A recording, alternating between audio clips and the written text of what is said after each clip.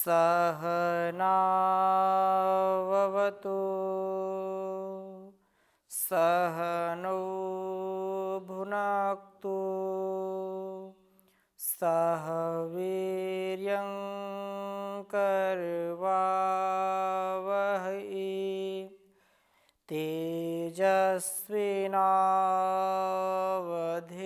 तेजस्विनावधीतमस्तु मा विद्विषावहै। ओम शांति शांति शांति। वैदिक जीवन पद्धति की इस कक्षा में आप सभी का हार्दिक स्वागत है, अभिनंदन है। हम ऋग्वेद के प्रथम मंडल का स्वाध्याय कर रहे हैं, जिसमें 90 सूक्त तक हमने पढ़ लिए थे।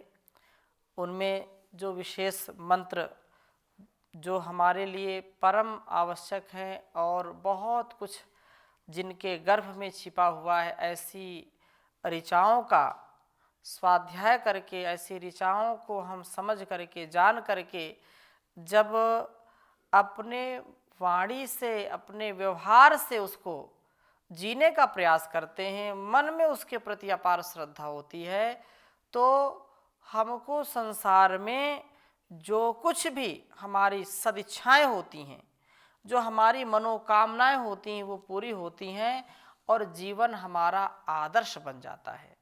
जीवन का प्रत्येक क्षण उत्कर्ष ही उत्कर्ष होता है, अपकर्ष एक क्षण का भी होता नहीं है। हम जब सुपथ से चलते हैं, जब हम सच्चे मार्ग में चलते हैं, तो सच्चाई के मार्ग में बाधाएं तो आती ही आती हैं, परंतु जो श्रुति का उद्घोष है, क्षुरस्ते धारा निशिता दुरत्यया दुर्गम पथस्तद कवयो बदंती, ये बात है ना। कठोपनिषद का जो उपदेश है हमारे लिए, ऋषि का जो उपदेश है, क्या उत्तिष्ठत जाग्रत प्राप्य वरान निबोधत क्षुरस्य धारा निशिता दुरत्यया दुर्गम पथस्तद कवयो बदंती।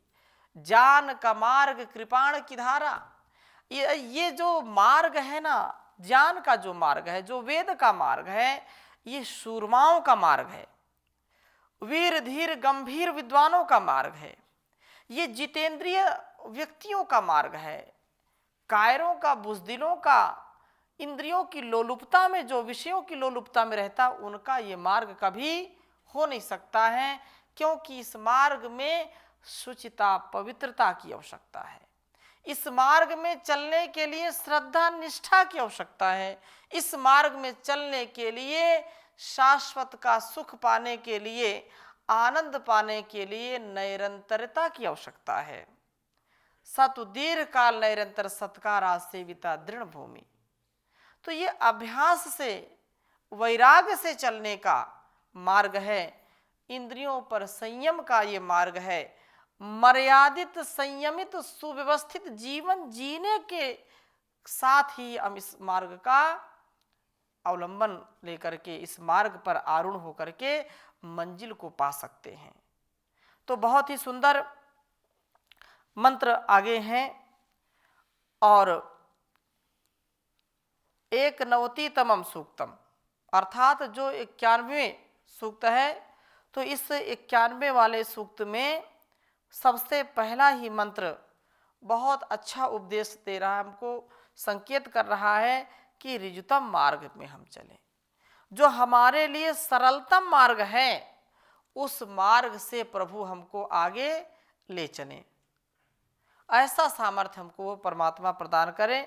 तो इस वेद मंत्र को मैं पहले लिखता हूँ, फिर आगे आपसे चर्चा करूँगा। ओम त्वं सोम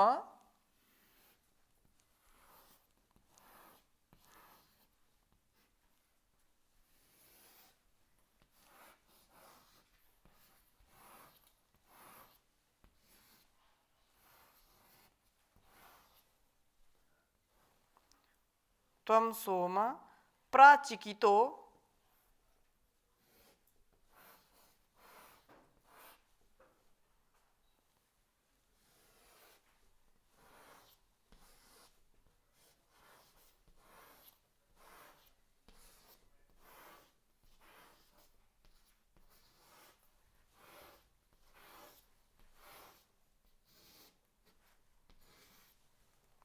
प्रचिकितो मनीषा त्वं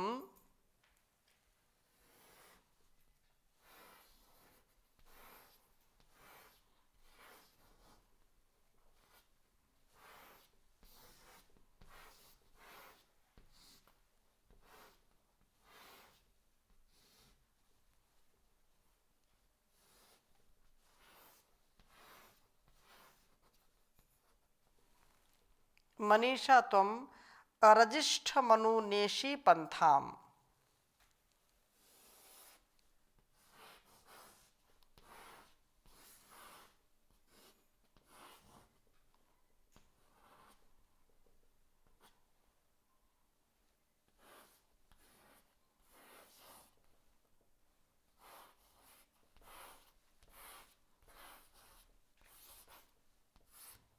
रजिष्ठमनु नेषि पंथाम।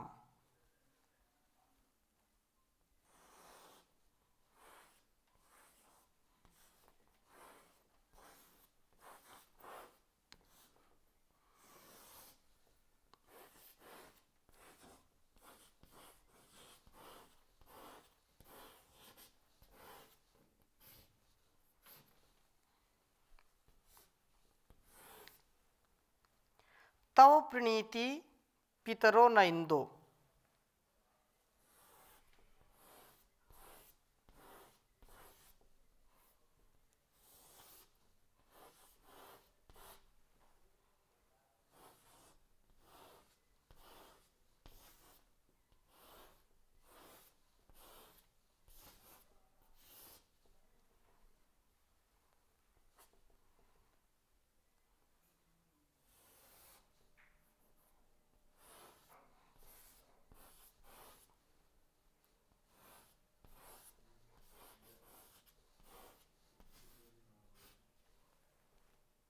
पितरो न इंदो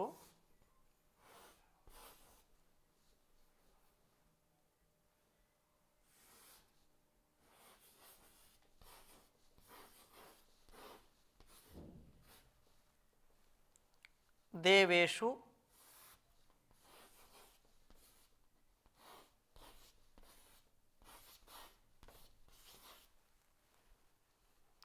रत्नम अभजन्त धीराः।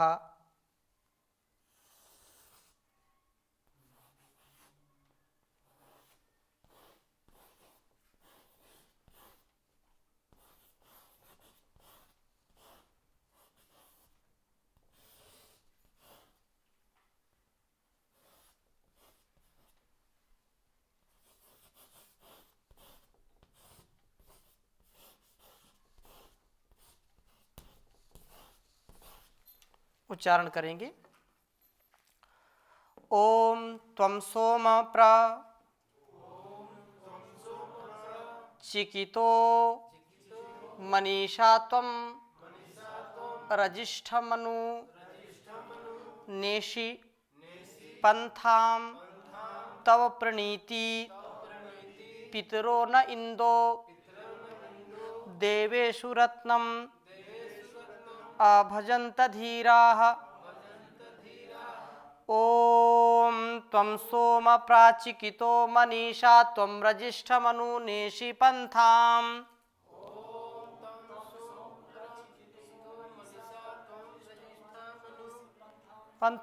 तव प्रणीति पितरो न इंदो देवेषु रत्नम अभजन्त धीराः।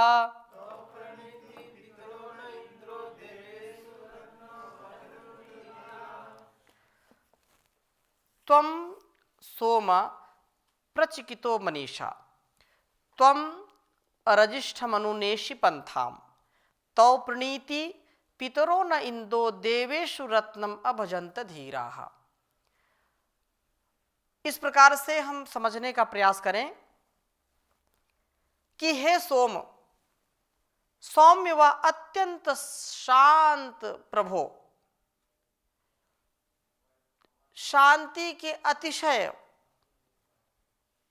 उदाहरण यदि हैं तो वह परमात्मा है।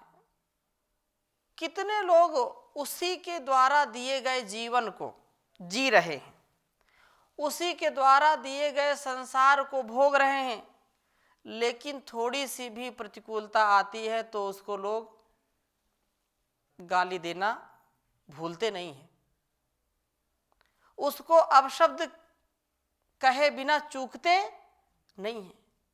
फिर भी प्रभु कभी भी किसी के साथ प्रतिशोध का, बदले का, या ऐसा कि नहीं ये तो हमको ऐसा कहते हैं इसको दंड देना चाहिए, कभी ऐसी भावना होती नहीं है, क्योंकि हम उनके पुत्र और पुत्रियों के रूप में, उनकी संतानों के रूप में हैं। और हमारी जब कोई माता पिता छोटे बच्चों को जन्म देते हैं, उनका पालन पोषण करते हैं, तो उनकी गलतियों को बार बार भी सुन करके भी उस पर ध्यान नहीं देते, क्योंकि जानते हैं अबोध है, अल्पज्ञ है, इसको ज्ञान नहीं है।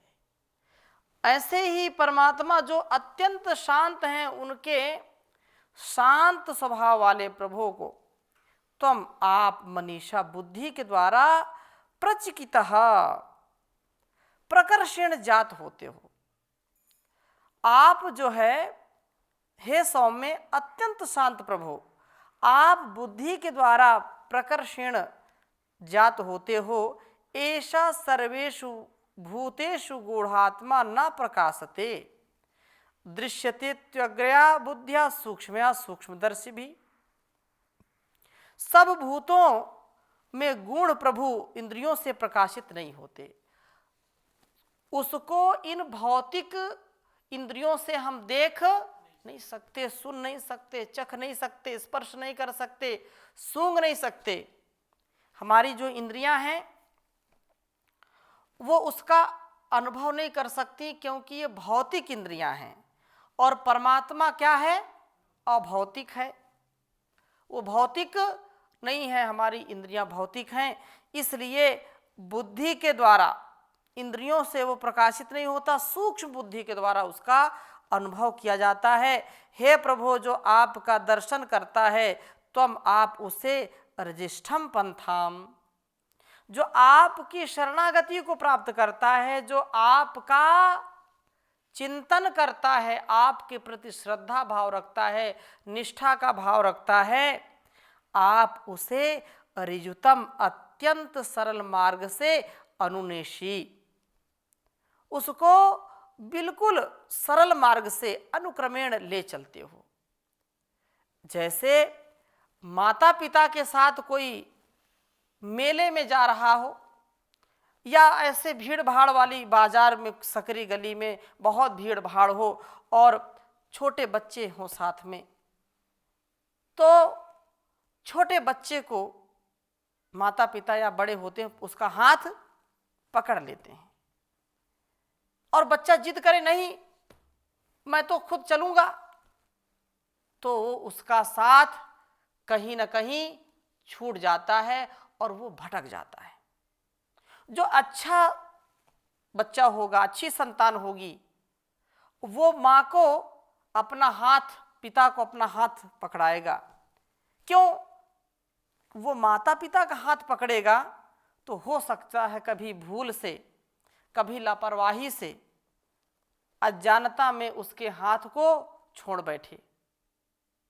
लेकिन वो बड़े हैं, वो माता पिता हैं, वो हमारे हाथ को छोड़ नहीं सकते। इसलिए अनकंडीशनल सरेंडर, उस परमात्मा को सब सौंप दिया,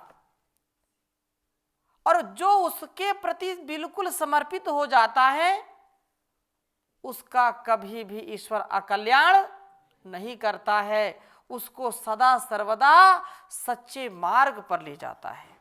अग्ने नय सुपथाराय असमान विश्वान देव वयुनानि विद्वान। ये जो भावना है कितनी उदात्त भावना है कि हम अपने आप को समर्पित कर दें। अब सौंप दिया इस जीवन का सब भार तुम्हारे हाथों में, मैं हूँ संसार के हाथों में, संसार तुम्हारे हाथों में। अब सौंप दिया इस जीवन का सब भार तुम्हारे हाथों में, है जीत तुम्हारे हाथों में, नहीं हार तुम्हारे हाथों में। इस संसार में जब हमने सब सौंप दिया तो तेरा तुझको देते क्या लगता मेरा, तेरा तुझको समर्पित करते मेरा क्या लगता है। तो ऐसी यहां पर भावना के साथ कहा है कि अनुनेशी, अनुक्रमेण ले चलते हो।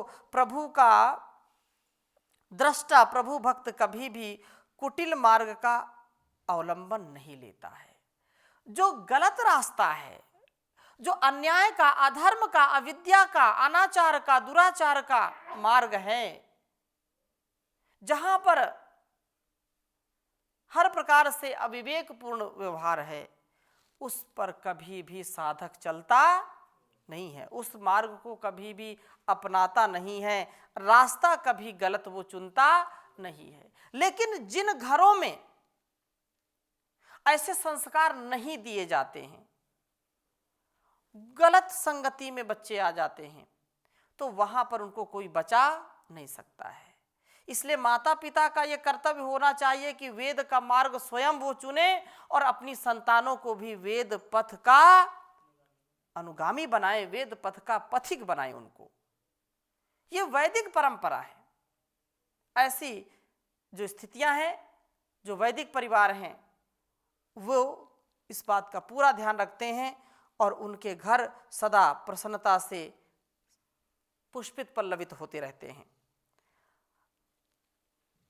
हे इंदो, सर्वशक्तिमान प्रभो, तव प्रणीति आपके प्रणयन से, आपके द्वारा मार्गदर्शन से, न हमसे जो भी हम में से पितरः रक्षणात्मक कार्यों में व्यावृत लोग, धीराः उत्तम कर्मों व प्रज्ञा वाले होते हुए, देवेशु चक्षु आदि सब इंद्रियों में रत्नम रमणीयता का अभजंत सेवन करते हैं।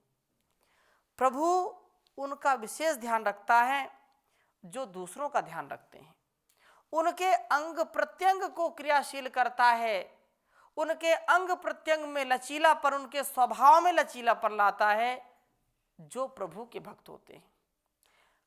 जो प्रभु के भक्त नहीं होते हैं, जो आध्यात्म मार्ग पर चलते नहीं हैं, जो इस धर्म के मार्ग पर नहीं चलते, वेद अनुकूल जो आचरण नहीं करते हैं, उनके स्वभाव कुटिल हो जाते हैं, वो अहंकारी हो जाते हैं, और वे अलग अलग प्रकार से भ्रष्टाचारी, दुराचारी हो जाते हैं। वे कभी धार्मिक नहीं बनते हैं, कभी उनके चेहरे पर दिव्यता नहीं होती है, उनके हृदय कभी निर्मल नहीं हो सकते हैं। लेकिन जो वेद के मार्ग पर चलते हैं, वे सदा देदीप्यमान रहते हैं, उनके अंदर सदा एक असीम आनंद, असीम सुख, असीम शांति का अनुभव वो स्वयं कर पाते हैं। तो इस प्रकार से इंद्रियां भी उनकी रमणीय होती हैं, उनके चरित्र भी रमणीय होते हैं। प्रभु के द्वारा मार्गदर्शन का यह परिणाम होता है कि हम पितर व धीर बनते हैं। इस प्रकार का जीवन बनाने से हमारी सब इंद्रियां रमणीय शक्ति वाली बनी रहती हैं। हम बुद्धि के द्वारा प्रभु को जानने का प्रयत्न करें। धीमहि धियो यो नः प्रचोदयात्, वह सविता देव, वह परमात्मा हमारी बुद्धियों को सन्मार्ग की ओर प्रेरित करे, कुमार्ग की ओर नहीं। सत्कर्मों में, सद्धर्मों में इंसाफ का जो पथ है, इंसाफ की डगर पे बच्चों दिखाव चल के, यह देश है तुम्हारा, नेता तुम ही हो कल के। दुनिया के रंज सहना पर मुंह से कुछ न कहना, सच्चाइयों के बल पर आगे को बढ़ते रहना। रख दोगे एक दिन तुम संसार को बदल के, इंसाफ की डगर पे बच्चों दिखाव चल के। ये जो इंसाफ का पथ है, जो प्रेम का, जो सौहार्द का पथ है, जो भक्ति का पथ है, इस पथ से जो पथिक आगे बढ़ते हैं, उनका कभी भी अकल्याण नहीं होता है और उनकी बुद्धि सदा निर्मल रहती है। उनके द्वारा किए गए सभी कर्म श्रेष्ठ हो जाते हैं। इसलिए इस बात को हम समझें और इस काल में हर हाल में प्रभु का गुणगान करते रहें, क्योंकि संसार में पता नहीं कब यह श्वास रुक जाए। हम सोचते हैं आज नहीं कल करेंगे, कल नहीं आगे करेंगे, 2 साल बाद करेंगे। जरूरी है कि अभी करें? अभी जीवन पूरा पड़ा है, लेकिन इस जीवन का कोई भरोसा नहीं है। श्वासों का क्या भरोसा, रुक जाए कब कहाँ पर। सामान 100 बरस का है, पल की खबर नहीं। इसलिए कहा आचार्य शंकर ने, माँ कुरु धन जन यौवन गर्वम हरति निमेष का कालः सर्वम मायामयमिदमखिलां बुद्ध्वा ब्रह्मपदं त्वं प्रविश विदित्वा भज गोविंदम गोविंदम भज मूढ़मते वयसि गते कह काम विकारः शुष्के नीरे कह का सारः क्षीण वित्ते कह परिवारो जाते तत्वे कह संसारः भज गोविंदम गोविंदम भज मूढ़मते। संसार का ये नियम है कि जब अधिकांश लोग जो भोग की रोग की ज्वाला में जल रहे होते हैं वो अक्सर बेहोश हो जाते हैं। उनको पता नहीं चलता, जीवन कब खत्म हो जाता है पता नहीं चलता। जीवन खत्म हुआ तो जीने का ढंग आया और सम्मा बुझ गई तो महफिल में रंग आया। बाद में फिर पछताते, कुछ नहीं बनता, हाय हाय हम कुछ ना कर पाए। जीवन व्यतीत हो जाता है। जीवन का इस रहस्य को हम समझे, जीवन के प्रत्येक पल को संजोने का प्रयास करें। जो वेद का उपदेश है हमारे लिए कि संसार में हम सुंदरतम जीवन जिए और उस परमात्मा की भक्ति से युक्त होकर के करें।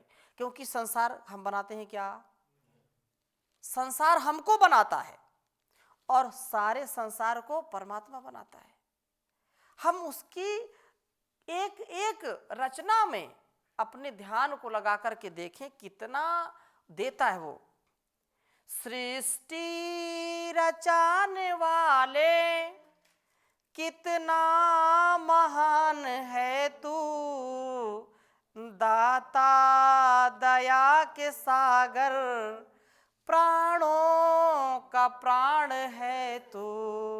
सृष्टि रचाने वाले कितना महान है तू, दाता दया के सागर प्राणों का प्राण है तू। पापी जो पाप करते ना तेरा नाम जपते, अपने किए कर्म पर ना पश्चाताप करते, उन पर भी मेहर तेरी, उन पर भी मेहर तेरी, कैसा मेहरबान तू। सृष्टि रचाने वाले कितना महान है तू। सारे जहां के वाली ऐ गुलशनों के माली, हर चीज से है जाहिर हिकमत तेरी निराली। फूलों में तेरी लाली पर बेनिशान है तू, दाता दया के सागर प्राणों का प्राण है तू। सूरज रचाया तूने, चंदा रचाया तूने, तारों को रोशनी दे, नभ को सजाया तूने। सब कुछ रचाया तूने, परलाम का है तू। सृष्टि रचाने वाले कितना महान है तू, कितना महान है तू। बेमोल बैठे पक्षी तुझको ही भज रहे हैं, ऊंचे पहाड़ टीले दुल्हन से सज रहे हैं। नगमे से बज रहे हैं, मीठी सी तान है तू। दाता दया के सागर, प्राणों का प्राण है तू, प्राणों का प्राण है तू, प्राणों का प्राण है तू। ओम शांति शांति शांति।